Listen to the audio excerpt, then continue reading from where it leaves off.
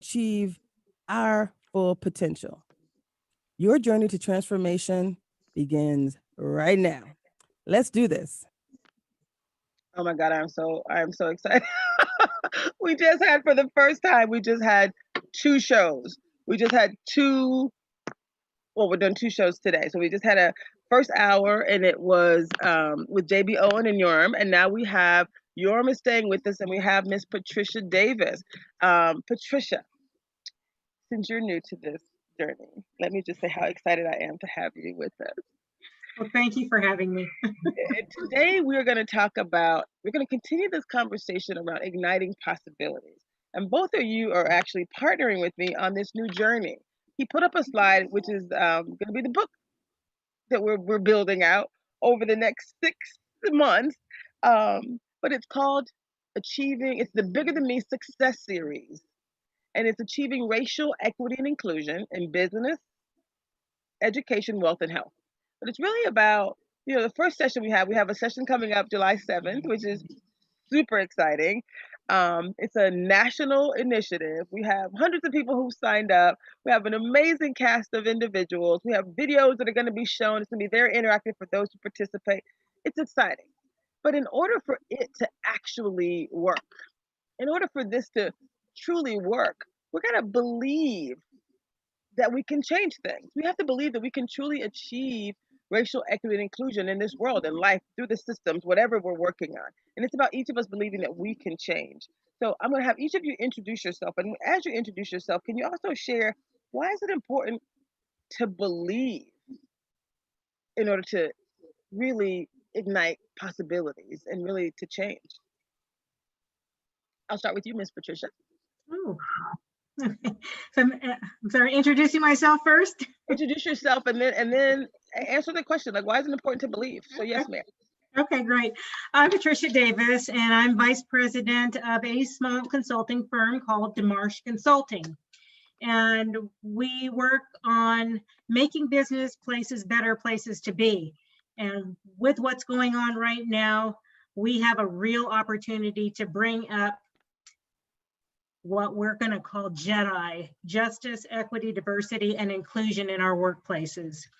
So I'm really pleased to be doing that. I am biracial. My mother is German and my father was a Black American soldier. And to talk about coming from a place of really heavily racist people, my mother's side of the family, when I came over here to the United States, I was 4, so my first language was German.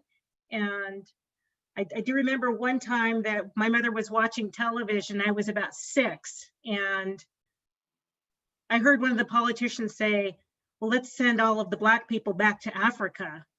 And it scared me because I thought, well, which half are they going to send back? Oh my Anyway. goodness. Wow. So, some reasons to believe. We had slavery. We were emancipated. First reason to believe. We got through the Jim Crow era. Another reason to believe, we have had a Black president.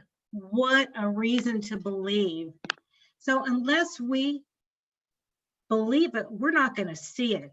And I want to see it in my lifetime. So I'm extremely hopeful that as long as we don't let this fire die and continue the conversation, we're not going to see it. So we need to keep this alive and going. I love that. I love that more than you possibly know. Because basically what you're saying is we can change things. And I love your unique perspective. I love your perspective as a biracial woman who had a very interesting upbringing. So we'll talk about that a little bit more as well. Mr. Yorm Balkanester. Did I get it right? Yes, you did. Awesome. So reintroduce yourself for those who might be watching this separately online or viewing us on our YouTube channel or podcast later on. Go ahead and reintroduce yourself as if we had just not finished talking for a whole hour. And tell us who you are. All right. So and why is this concept of believing so important? Well, okay, I'll get to that too. But definitely, I will tell you that.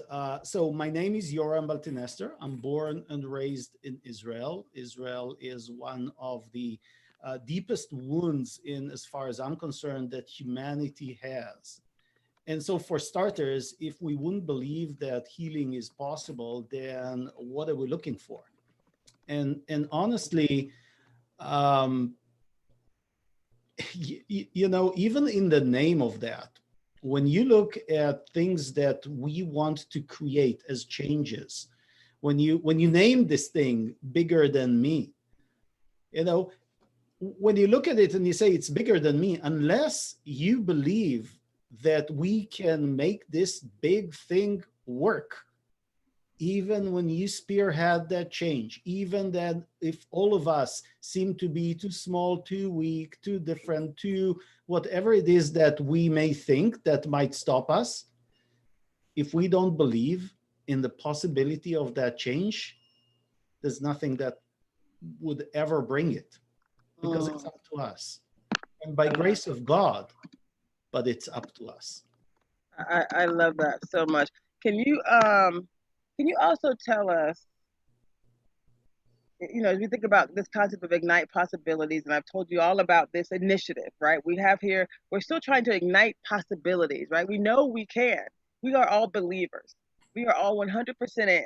And our focus for this conversation is around achieving racial equity and inclusion in life, right? We've just experienced some very traumatic situations. We all watched a man basically die live. Um, and I think that experience in itself has been traumatic, right? It's been traumatic in a number of different ways. But we believe that something positive can come out of it. We were all committed to doing the work. And I love what you said, if you're committed, you can drive change. So tell us why, when I talked to you about coming on the show and I was like, oh my God, I love your story and you're so positive and all the things. Why did you decide? You sent me some videos, and one of them was Brene Brown, which I love. Thank you very much. Very much. We're going to talk about that. But why was that important to you? Help set up this next part of the conversation around change and what Brene talks about when it comes to importance of change and how we do it. You know, I don't know that it was important, but it is. However, for me, I didn't come on the show because of importance. I came on the show because that needs to be done. Because the change that you're seeking is a change that needs to happen, not just here, but for humanity at large. And so when you say important, then you also need to contextualize it, and by saying important to whom? In fact, I'm here because I realized it wasn't important, which sits in the very definition of what that privilege part that nobody wants to talk about is. The story that I shared with you, and just to bring everybody up to speed, the story was I realized how pervasive that privilege is when I realized one day that there are people unfriending people on Facebook because the conversation is too much for them. And I realized that for me, I could close Facebook and go back to my life, whereas other people, if they close Facebook, they go back to their life, except my life looks different than theirs. And what they have experienced or what they need or what they experience as a matter of day in and day out in their life is wrong. And when I realized that, then in the context of my life, it's kind of like, it'd be just fine if I disengage from the conversation. But if I still consider myself as a decent part of humanity, then I'm never going to be fine ever again until we do something. Wow. That's why I'm here. Wow. I love that. I love that. Miss, we're going to have, Patricia, do you have anything you want to say on that particular comment? If not, Nate, I'm going to have you get ready for the video. What are your thoughts? I'll go ahead and let us do the video, but I've Okay, got perfect. tons and tons and tons to say. So we're gonna play the video real quick, and this is again you said, you know what, and I plan to bring Brene in, but I was gonna do it a little bit later. I absolutely believe we have to do it now. So I'm actually modifying the run of show. So we're gonna bring some of these videos in. We're gonna actually have those who participate even comment on this the importance of this, because it has to be part of the journey, has to be part of an early part of the journey. So I'm gonna have you play this first clip from Brene. I work about the power of. Uh-oh. So we have a Seems like little, technical difficulties. all right, no problem. We know what she said. So basically, what I loved about Brene, and you tell me when you have it back ready, but what I loved about her is she basically was saying, you know, it's important for us to tell our stories. Like when you tell your story, then you get to own and you get to write the ending. How cool is that? Right? I mean, how cool is that for us to have to be able to ignite possibilities and to be able to decide, you know, the worst things that have happened to us as Americans, right? We actually get to decide how it ends. Yoram, anything else you want to share about what she says, and then we'll move into like why owning your story is important. I I love Brene. You know, I pretty much believe that she is in the forefront of understanding some of the deepest dynamics that we have as human beings. And when she talks about the three P's that she is talking about, right? It is power, privilege, and perspective taking. Um, my personal stories totally owned me until I was able to figure it out. Now I've been I grew up in a mixture of and dualistic racial environment, and what I mean by that is that I was both brought up with a certain level of racism in me, but I also was the recipient side of racism on the other side. And so I was so much inside of that soup, and I didn't really understand it until such time as I learned perspective taking, and until such time that I came to realize the part with the privilege, the part with the power. You know, I think it's just, let's put it this way. Nobody takes any of my courses without seeing two of these Brene movies to begin with. That's where we start, and I then love it. we go from there. I love it. Patricia, any thoughts around this concept of owning your story? I know you do a lot of work around transformation, et cetera. Why is it important to own your story and to be able to, you know, find some solace in the fact that we get to rewrite the ending? Yeah, I know. I just watched Brene's segment on owning your story, and you know, I totally believe that's true. I mean, I grew up in, you know, mostly being raised by my mother, who was white, but in a very mixed neighborhood. And I thought, this is great. We can all be beige together. But you know, that's not the reality. You know, as I was growing up, and you know, and even when I think back on when I was a kid, how much of this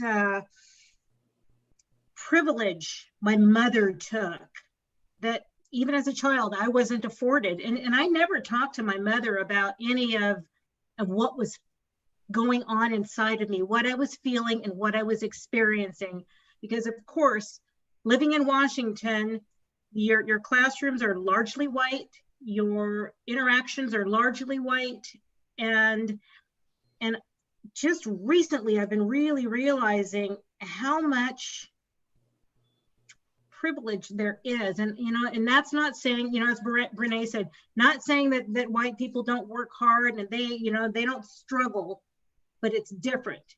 And I've got a daughter, a Black daughter, and it's like just going to the store at Christmas time and being able to find a Black doll or a doll that looks like her, you know, is almost impossible. And I love that Brene brought up Peggy McIntosh unpacking the invisible knapsack. And that goes through those 50 points of white privilege. And I just added another one because I was looking for a movie to watch last night. And I'm like, I'm not going to watch another movie that doesn't have a cast of color. You know, I just, which means there's a lot of movies that I love that I'm not ever going to watch again. Wow. Because I need to have some racial diversity in everything that is coming into my life. And I love being able to have these conversations with people. I mean, maybe now is not the time to tell another story, but you tell me. Listen, I like to say that this show, this mission that I'm on, the show is one part of it. The Bigger Than Me success series is another part. The multiple books, the consulting that I'm doing. This is just it's divine. It's intentional, but it's also organic. So I just kind of let it flow. So what I did want to ask you is, you mentioned something that Brene mentioned, and I think Nathan may have our video ready to play. I'll ask him that question, then I'll come back to you. The beginning. I think we have the beginning ready to play. So we'll come back to you, Patricia. Let's see what he's going to show Brene Brown. A lot in my work about the power of owning our stories. I talk about, if we own our story, we get to write the ending. And if we don't own our story, the story owns us. And I think in The Gifts of Imperfection, that was the first time in my life personally that I've owned my story, that I wrote about, hey, look, I had this complete breakdown at 41. I fell apart. I was so tired and exhausted from trying to outrun vulnerability and outrun perfectionism that I love it. So basically, we have an opportunity here. We really do have an opportunity to own our own story. Patricia, you mentioned something that she mentioned later on in this video, this unpacking the backpack. What can you tell us about that? I don't have that handy with me. Is there something, you have it there with you? Well, it just goes through there. You know, she writes this beautiful white paper. I mean, Peggy has done a lot of writing and teaching, and I really respect her. But this white paper that I've been sharing so widely, you know, it's like, instead of reading White Fragility, read this 12-page white paper, and there are 50 points that sort of go through this test for white people and Black people to understand, you know, where privilege is being taken, where it's not that I believe people are using that privilege on purpose. It's just because of their lived experience. They don't know they're doing it.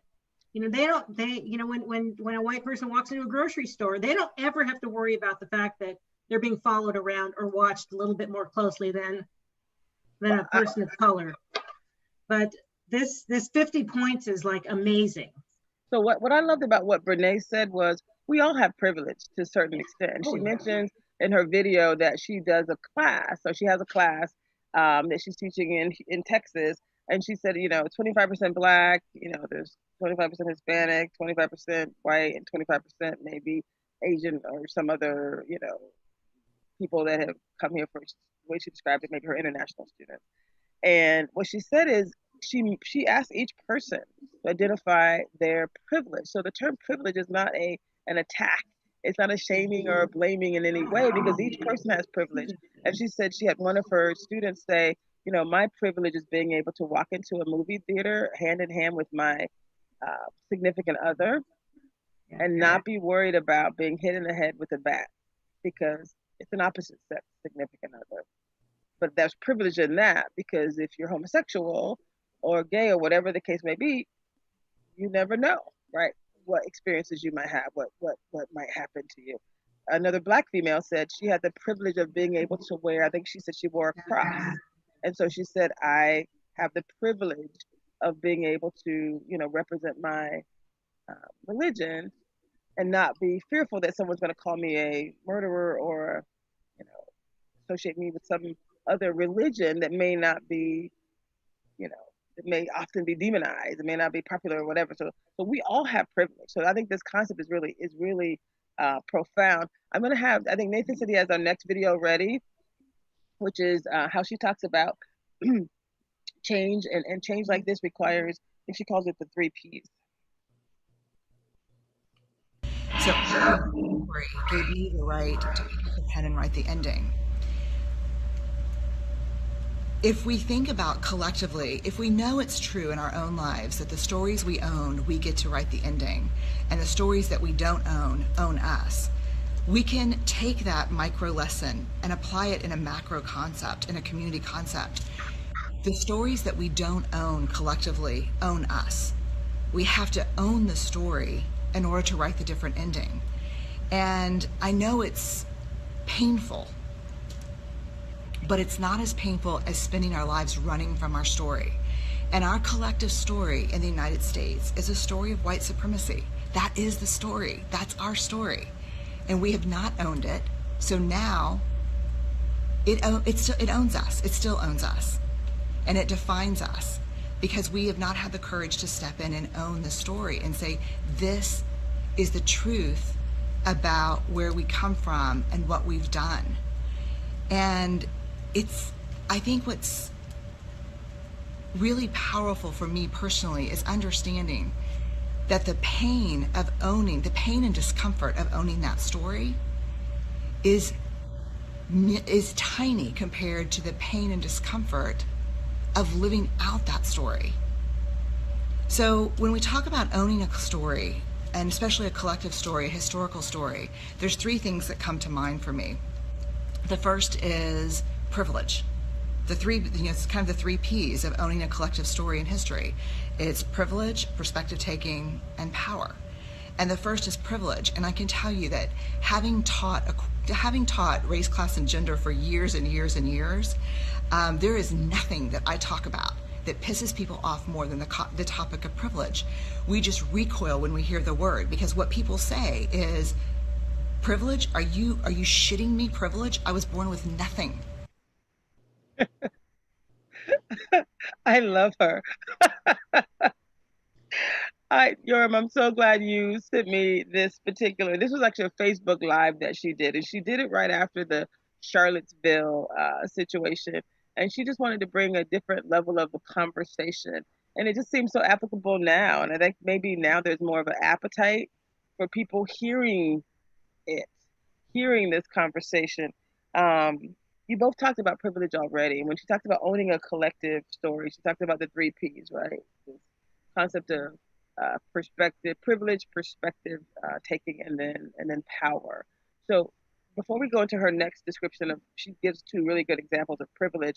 Yoram, when I first met you, I almost like choked up a little bit because you didn't mention the YouTube thing yet. Maybe you did mention it, but when you were talking about not YouTube but the Facebook, how people were being, combative or whatever on Facebook, and then you said you were watching on television the George Floyd video, and like you said, you were engaging in the conversations, these heated conversations on Facebook.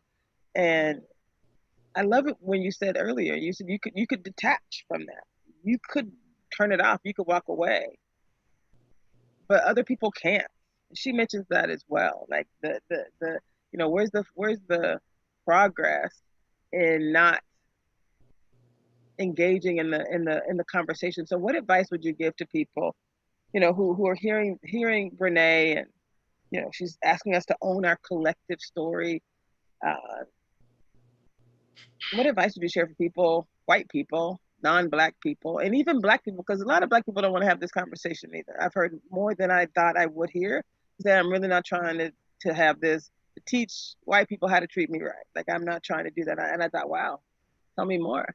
And they're like, it's exhausting. It's like if someone really wants to do the right thing, a lot of people thought that it should just happen. And I don't know. I just feel like I'm definitely of a different mindset, that if we're going to, like, we must be the change we want to see. We must create it together. So what advice would you give, Yoram? And then I'll come to you, Patricia, same question. What advice would you give to people about how important it is to be open to change? I would ask people to investigate, to really look into the facts. Okay. And what I mean by that is, the saddest part about Brené's clip is it's 3 years ago. And when I looked it up a couple of days ago, when I sent it to you, and I realized, I recalled that it was from 3 years ago, the first thing through my mind is like, and we've learned nothing. We have learned nothing. Why? What needs to happen for us to really learn from that? But then, but then talk about owning your story. I was also reminded of the fact that I heard this thing about the privilege. I heard conversation about privilege and class, which is the same, because privilege exists inside of a class, I believe. I heard it 3 years ago, and I still didn't get privilege. I didn't get it up until now, right? And it wasn't until I was put in that position of whether or not to disengage from the conversation that I started. Okay, I started the conversation because I looked at Facebook and I see people are just, it's like getting into this verbal fight and disengaging and unfriending and going, I don't have time for this. I don't have to do it. I don't have to be in that. They wouldn't say discomfort, but they would just say, words that I want, don't, words that I wouldn't say here, but they say, I don't need to be in the middle of all this. And when I realized that, I put in a post and I said, hey, I don't know whether it's true that Yitzhak Rabin or Moses Dayan or Nelson Mandela said it first, but the quote says, you make peace with your enemies, you don't make peace with your friends. So I don't even think we're necessarily enemies, but if somebody perceives other people to be their enemy in the situation, it's like, what are you going to get from disengaging? Who are you going to talk to? The people who agree with you? How is that going to create change? How is that going to make things better? And so I said it, and I got such responses that it's very hard. Did you get good responses? I got both sides of response. I got good responses, I got bad responses, I got responses that I really didn't like. But hey, as long as I can stand in there and hear everybody out and look deeper into what I don't necessarily believe to find what actually happened or what is the truth, then I'd be better for it. And I think the message is for the whole classes, the whole racial system, the whole systematic, everybody. It's like if you had two kids and they were different for whatever reason and they started to fight with each other, you tell them, no, stop, you're better than this. Step up, own your story, and let's base some of the future behavior on the values that we're trying to foster.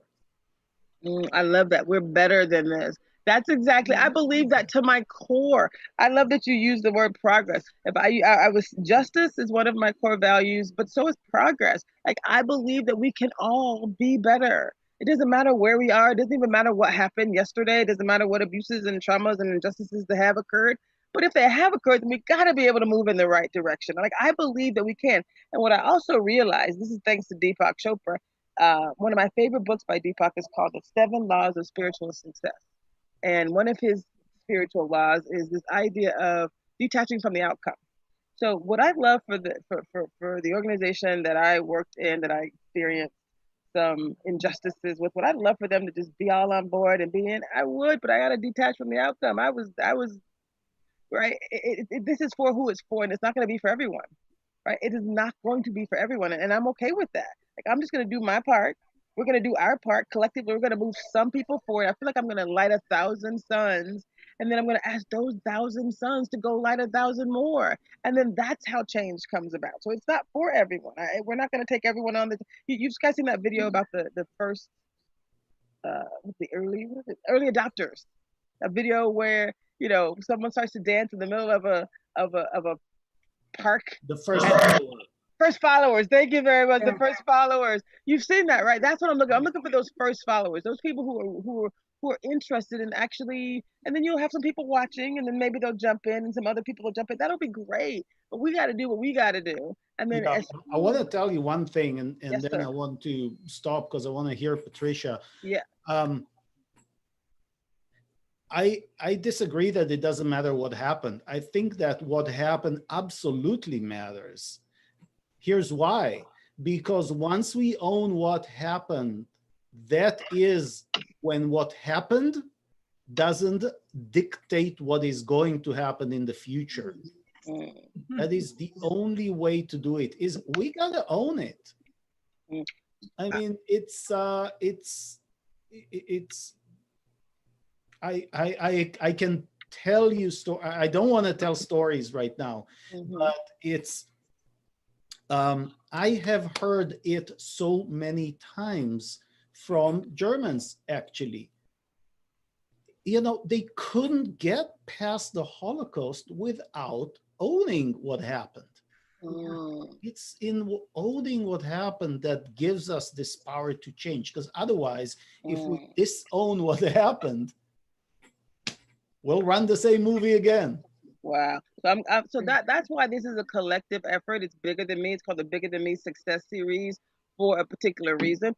I have a bad memory for negative things, and in order for me to be the positive, wonderful, happy individual that I am, I have to detach from it. Like, I have to not only detach from the outcome, but I also have to let it go, right? Like, I can't be the one, right, to bring up my personal injustices, because that puts me in not a happy place, and I'm a happy person, so I choose not to think about that. But I brought 1,000 other people in who've had similar stories, so I don't need to tell mine per se in order for me to be the happy, positive coach who will continue to guide people through this journey on a loving way. It's not about me. It's bigger than me. It's called the Bigger Than Me Success Series for a reason, because I think each of us get to decide, what are we going to do that's bigger than us? Like you said, you can't even embrace your own humanity without knowing that you're doing something to contribute to something that's bigger than you, to make the world a better place. Patricia, anything you want to share? We've talked about anything. I do. Yoram, I really appreciate, and what resonated with me was when you said, this video came out 3 years ago and we haven't learned anything. That is so true. And I think that the universe has just aligned itself by bringing us COVID. As horrible as it is, it quieted us down so that we could hear when George Floyd's life was sacrificed for what this cause is going to be. And I will tell just a little story. I have 2 coaching friends. They're both white women. And one of them said her niche was to talk to white women about racial justice and diversity and inclusion. And I thought, and she was white. And I said, well, I thought to myself, that sounds racist to me. But I didn't press her on it.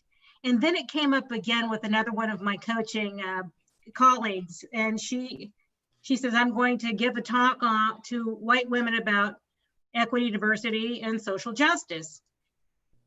And I thought, that again sounds racist to me. But she invited me to this, and I thought, to this Zoom meeting, and I thought, do I go? Because I'm not her audience. And I thought, I'm going to go. I'm not going to show my face. I'm not going to put my picture up. I'm just going to listen on the phone to what they're talking about. And, and it was interesting. And I thought, to understand the white culture, I'm not going to grab my group of Black friends to understand them. I'm going to be part of that conversation. I did come clean. I did let them know that this was with another group, another call that was the same group of people.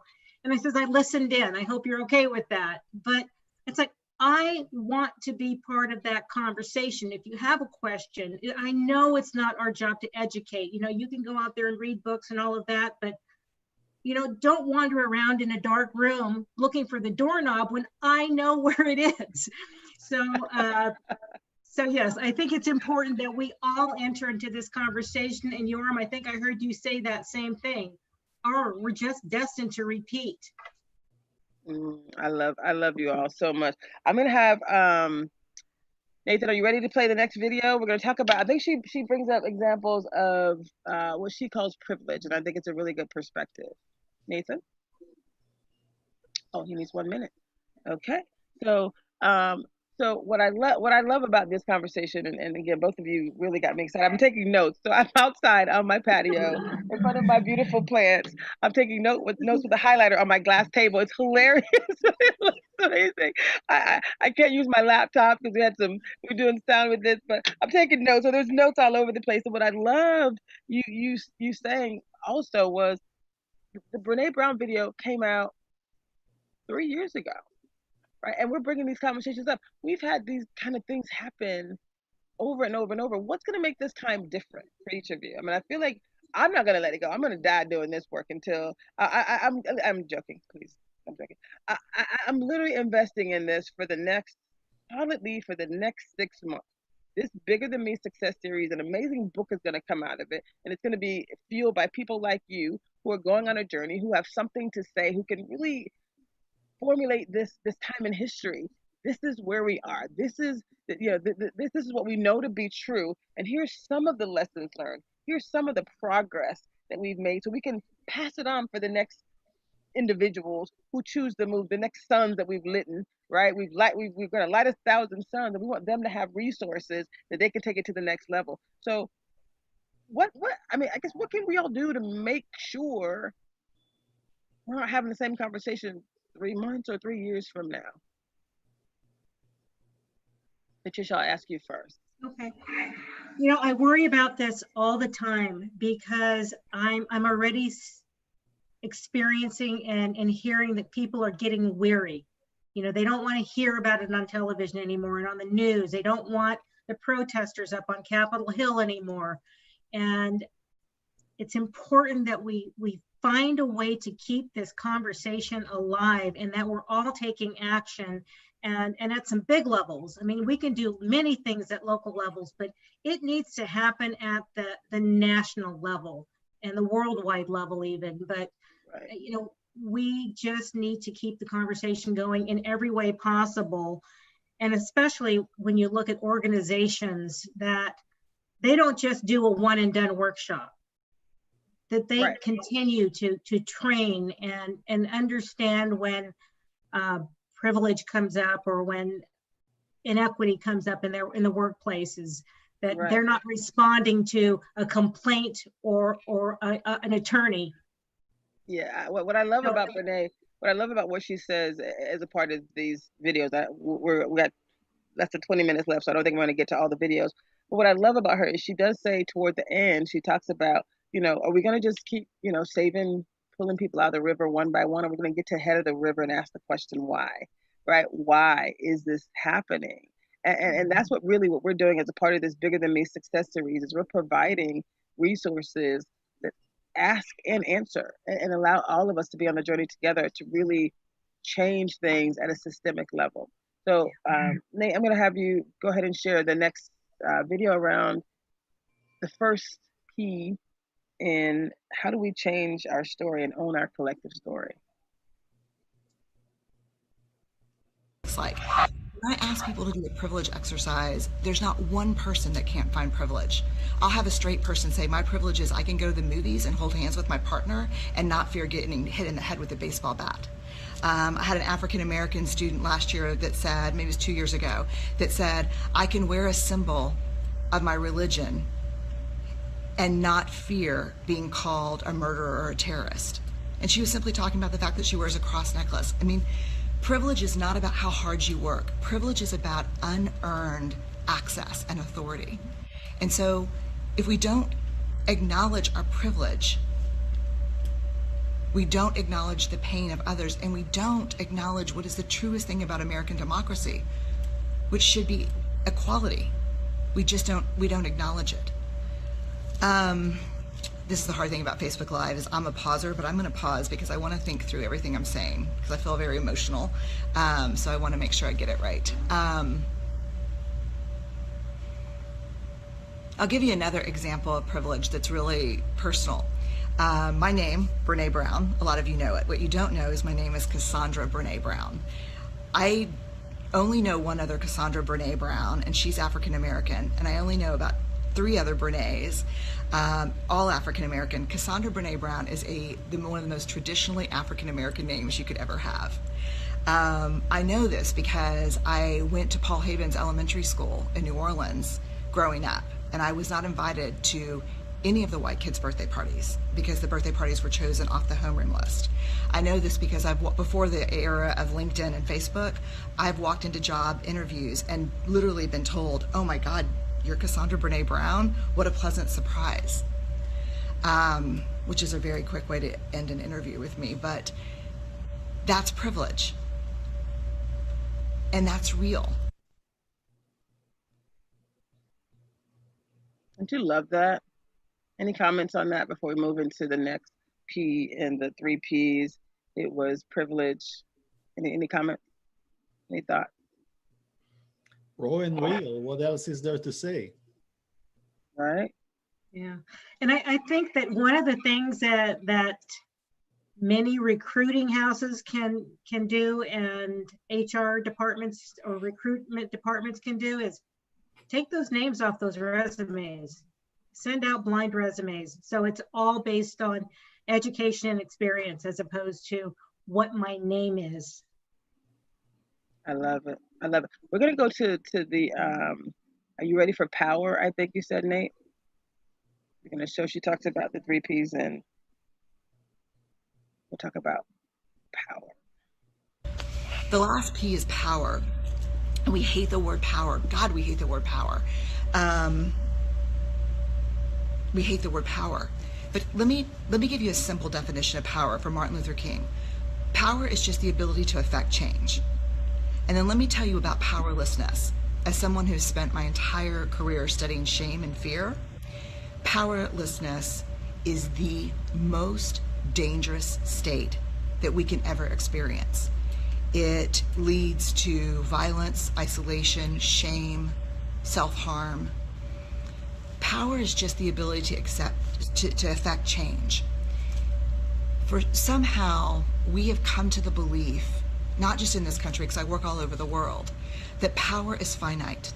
That if I share some with Olivia and Genia, that's 2 pieces of a pie of 8. And now I only have 6/8 of that pie left. It's a zero-sum game. But that is not power. That is power over. And power over is finite, for sure. And I think what we're witnessing across the world today is power over's last stand.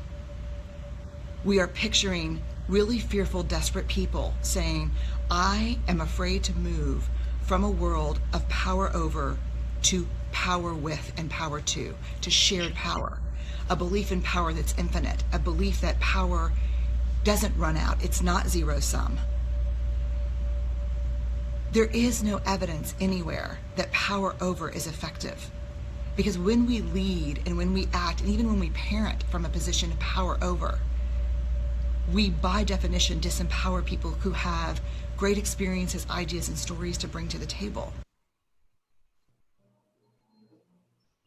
It's not beautiful. I mean, just her perspective, and the second P was perspective taking. I don't know if you have that available, Nate, but we it's okay. So let me know when you can get perspective ready. But the this concept of power over versus power with and power to.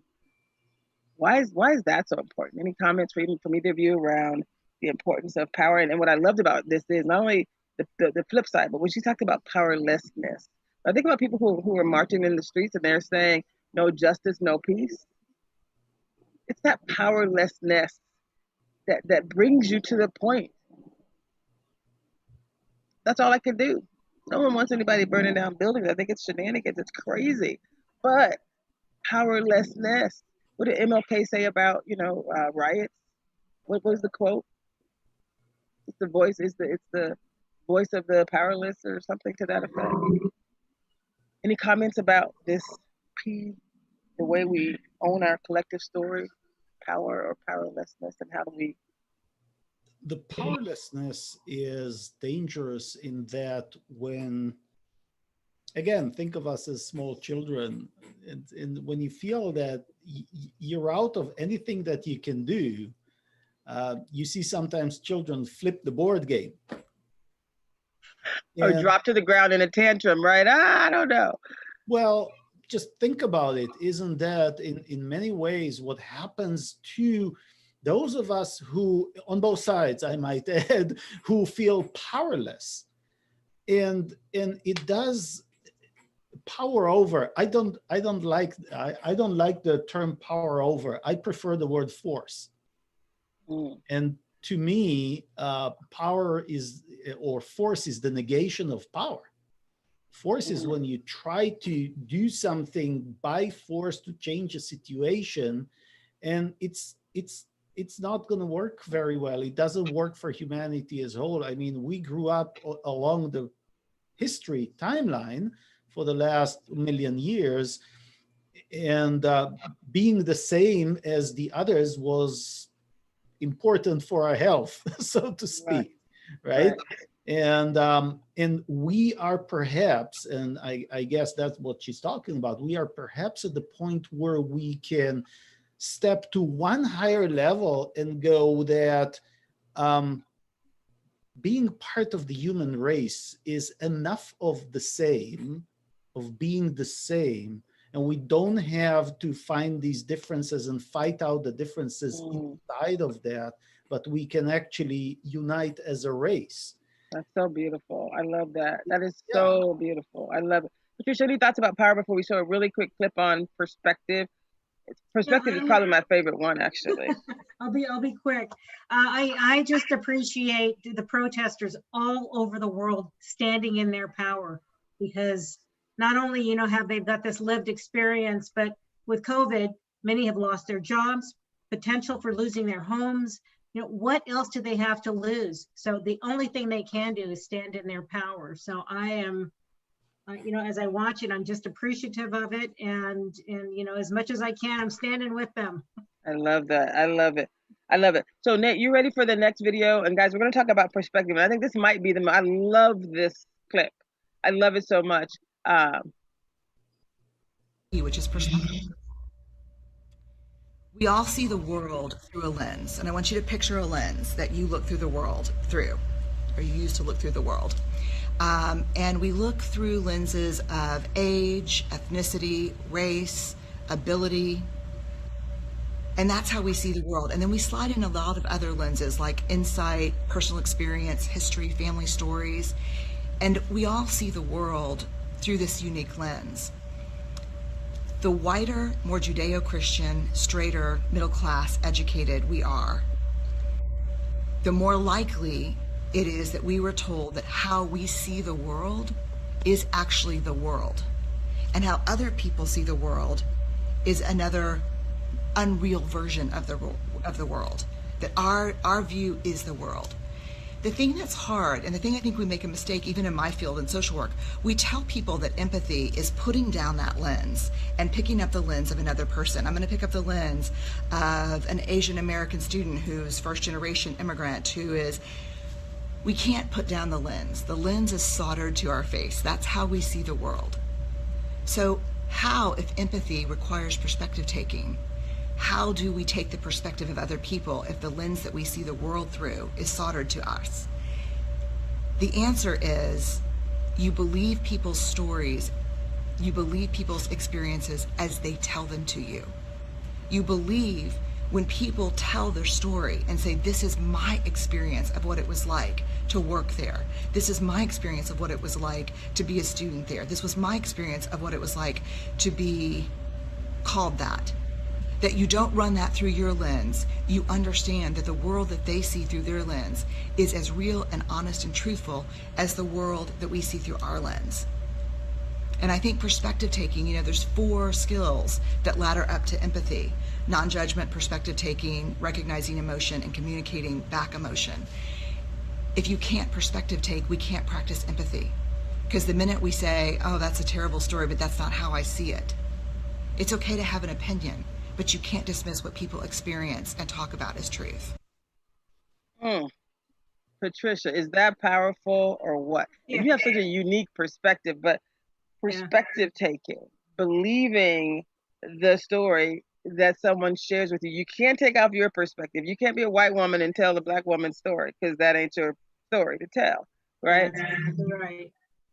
Exactly right. Why is perspective so important? And what advice would you give? I guess we have 5 minutes left. What advice would you give to someone who we're asking people to get involved? We're asking them to get engaged, to be open to different perspectives, because that is part of what we're doing. We're going to be bringing in perspectives from different people. Why is that so important? Hearing and believing the perspective of others. I've been experiencing this a lot lately, and it's for the people that we're talking to, stop making it about you. It's not about you. When I give you my perspective, it's not about you. You know? That's the only thing I can say. I got a million little stories, but I want to hear what Yoram has to say. I'm only laughing. I'm only laughing because one of my favorite people, a woman. I love her, white woman. She's amazing. She's amazing. We hadn't spoken in a while. We were kind of catching up, and I said, Tracy, I saw your video because I did this little kind of preview video as a part of this equity and inclusion initiative. She said, I thought it was so amazing. And we kept talking, and then she said, I think that the situation that's happening with Black people, we as women, we have a very similar experience. And then you're a woman and you're Black. I can only imagine what that experience is because you have like this. I'm like, yeah, you're right. Thank you for at least acknowledging that there's a double whammy that we experience. Because she was like, as women, I have to explain. She just kind of went on and on and on and on and on. And then she caught herself telling her story as women. And she said, and I can only imagine to be a woman and to be a Black woman, what that experience is like. So I didn't have to say anything. I just listened, and it was just very interesting. Yoram, perspective taking. What words of wisdom? We have 3 minutes left. What words of wisdom would you share with those who are, I'm going to say, non-Black individuals, and we're having a conversation around achieving racial equity and inclusion in life, business, education, wealth, and health? What advice would you share? What insights would you share around being open? You and I had a very interesting conversation the other day about being open. I talked about my lilies here, wherever they are. I talked about my lilies. Are they in the shot here? Can you see these? And I was saying how these are open lilies. So the rain, it falls inside, but these are closed. They're not gonna get right. They're not gonna get the rain. So how do we open up? To let it all kind of just come in. Because if you're closed, you're not going to hear it. You're not going to be able to hear the perspective. None of it's going to matter. You're going to shut it down. You're going to be exhausted. But how do we all remain open, like my lilies, and take it all in? I'll sidestep the metaphor of the lilies. I'll talk about us. But here's the thing, and this is advice all around. I'd say the first thing that I want to say is the stories have to be told, because unless you tell me your story, there is nothing that I can believe. I need to hear you. I need to hear your story, and unfortunately, there are people who are going to say today, well, I don't want to tell you your story. Well, okay, well then it's hard, but then the burden is on me, because once you say, okay, well, let me tell you my story, then I cannot come back with a different perspective. It makes no sense, and there's no point in it. But I want to also go back to something else that you said, and you said people are starting to be fatigued. We need to understand that this is not a sprint, it's a marathon. And if we are going down to the streets and starting a protest, and we're going to sit there until the problem is resolved, we're going to die on the street. We need to keep the conversation going and keep talking about it, and take a little bit time to recuperate between conversations, but understand that the conversation isn't over. We're going to come back to it. I guess we have to do now. Right. Exactly. This was such an amazing show, you guys. Thank you so much. This is the right conversation. We're going to continue this conversation. That's why I'm doing 2 shows now. We're going to continue the conversation. We're going to continue to ignite possibilities, bring joy and happiness, but we're also going to work to achieve racial equity and inclusion. So thank you both for being a part of this conversation. I am grateful and I'm excited. I'm hopeful and excited that we're going to be able to really change things. Thank you for doing this. Thank you. This is wonderful. I'm glad you asked me. Nice to meet you, Yoram. Nice to meet you, Patricia. Thank you both.